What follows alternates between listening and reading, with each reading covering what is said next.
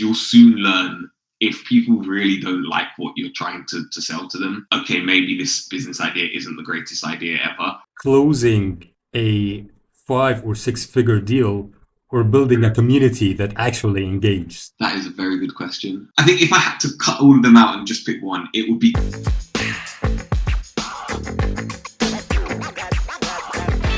How did you get into sales? So I started with a creative kind of background. So I did a filmmaking degree, filmmaking masters, did some work alongside doing those degrees and didn't really love the industry, but didn't really know what I wanted to do. So after university, I found a job that was in a magazine company because I was like, it's kind of related to my degree. And then it kind of turned out that it wasn't so much involved in the magazine. It was more involved in the sales team selling advertising in the magazine. And I just had a knack for it. The first couple of years I was just winging it and you know, enjoying the journey. But then I kind of thought, no, this is a bit of me. I think, I want to do this. You have co-founded/founded multiple businesses.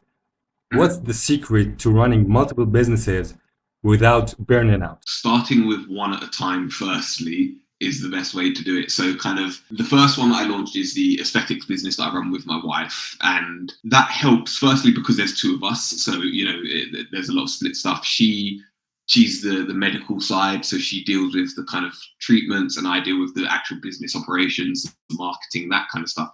So it's a really good kind of like dynamic, but also we started that she was in her full-time job. I was in the full-time job. So it was kind of like a evenings, weekends, you know, putting in the hours outside of my full-time job. Then it was, I got made redundant from my full-time job and I decided that I wanted to go into freelance sales consulting.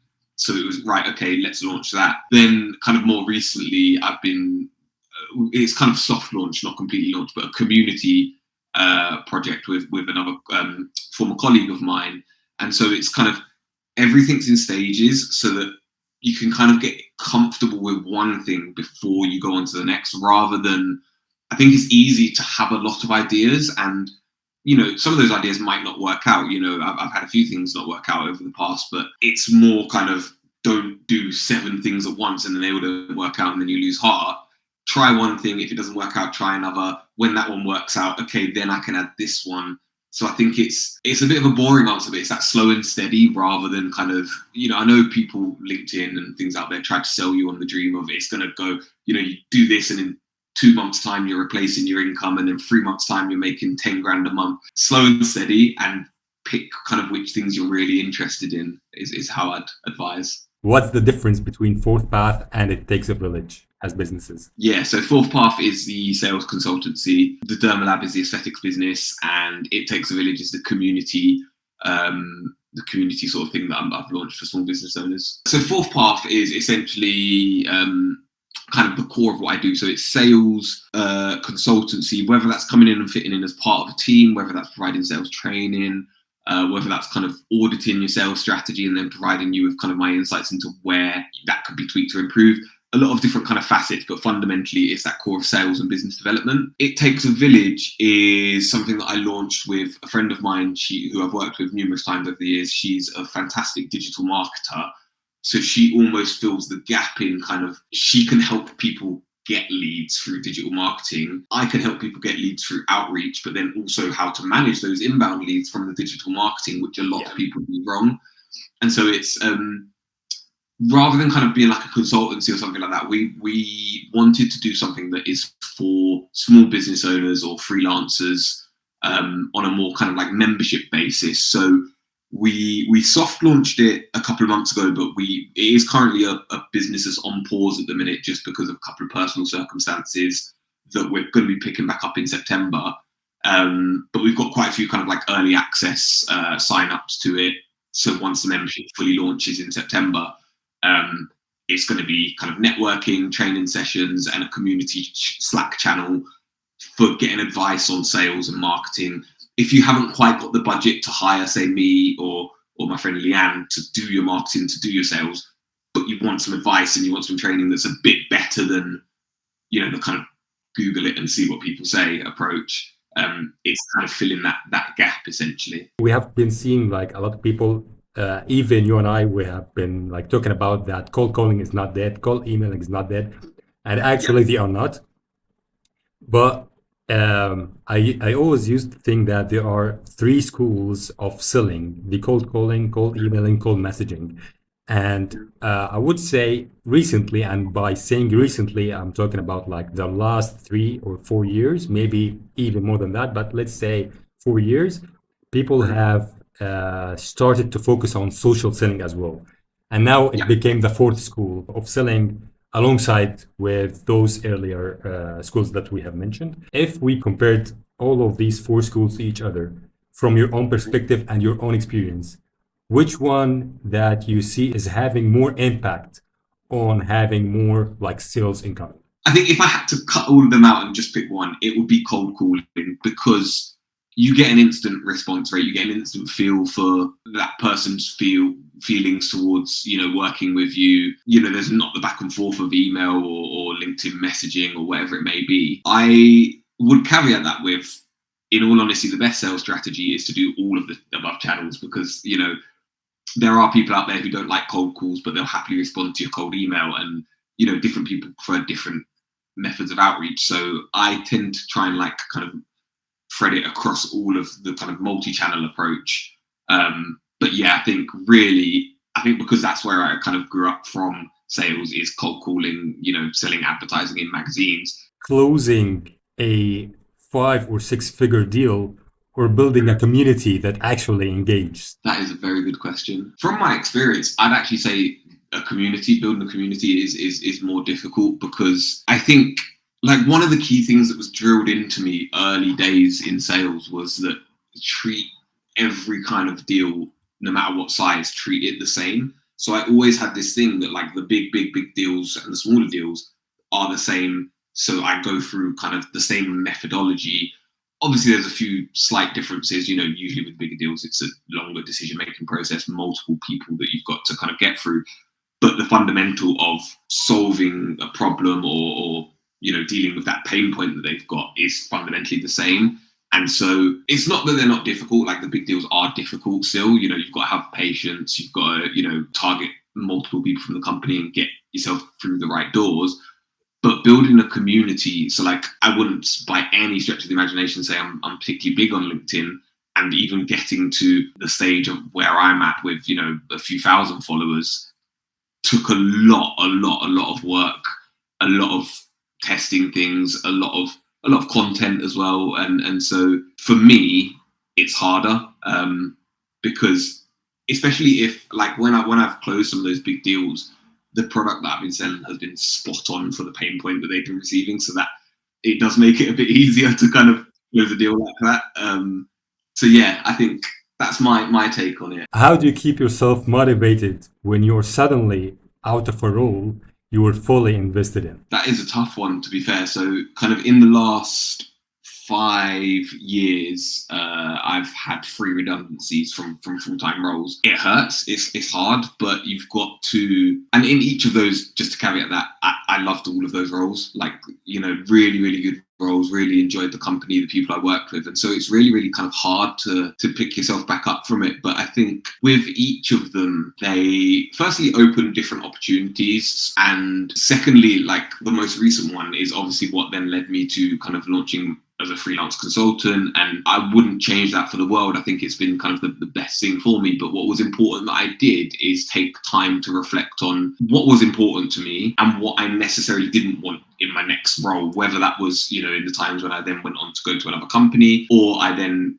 set up by myself. It was kind of looking at, I say, what is important and what are kind of the must-haves for me in a job or working for myself. And so I think that's taking that time to reflect is really key to helping yourself make that right decision as to what's next, because it's hard when, you say, you're out of a role that you liked. So yeah, I think in a nutshell, reflecting on what's important is very key. What's the boldest sales move you have made as a founder that you'd never get away with in a corporate role? I'm from London. We swear a lot.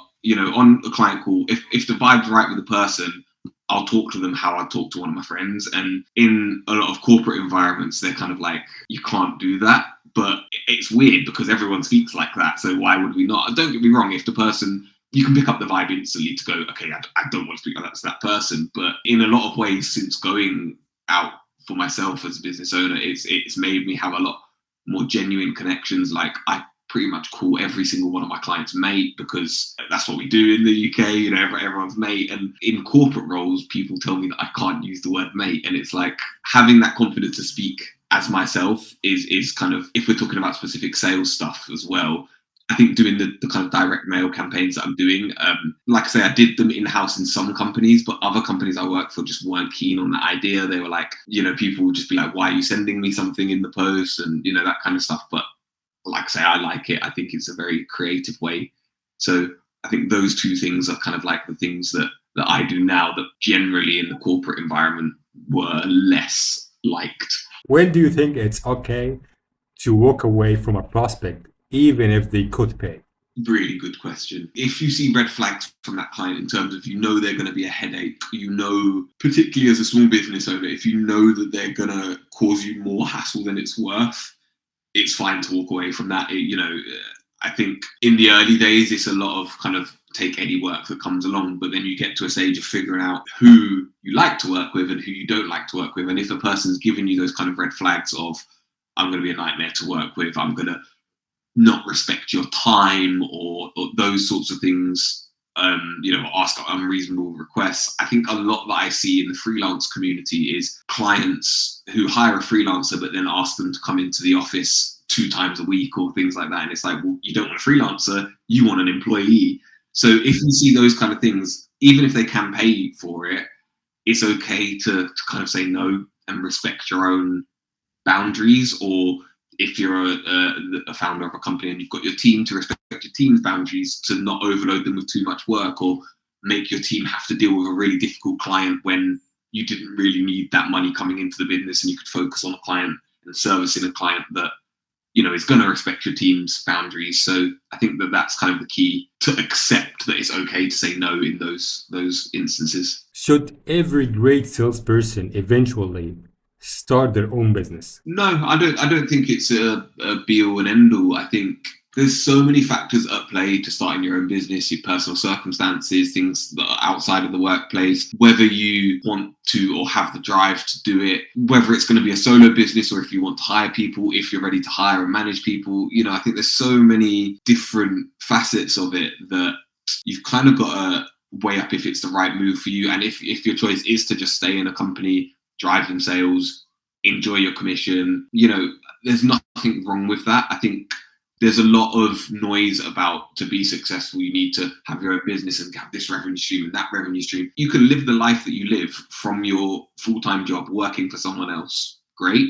Because if everyone wanted to start their business, then no businesses are going to have any employees. Everything's just going to go completely pear-shaped. So yeah, I think try it if you think that you want to try it. But if you're comfortable doing what you're doing, don't fall into the trap of you need to start your own business. If you had to start over tomorrow with no contacts at all, how would you get your first 5 clients? It depends where we're talking from. Because if it's like start my business that I've got now from where I started it, it would be a case of post on LinkedIn, because even when I was in-house, I built up a kind of decent network of marketing people who's my target audience. So I would post on LinkedIn, but I'd still do cold calls anyway. So I think picking up the phone, because it's the easiest way as well, I think, to figure out if you've got something to offer of value, because you'll soon learn if people really don't like what you're trying to sell to them. Okay, maybe this business idea isn't the greatest idea ever. What's the one piece of sales advice you wish you had ignored? That it's about convincing them to buy. And I feel like now, where I'm at in my career and what I've seen, it's not necessarily about convincing people, but it's more helping them realize that they've got a problem and providing them with a solution to that problem, or helping them realize they've got a pain point, providing a solution to that pain point, as opposed to kind of that more pushy, convincing them, you know, you need to buy this. And that was very much when I started in sales. It was like, you know, you've got to keep pushing.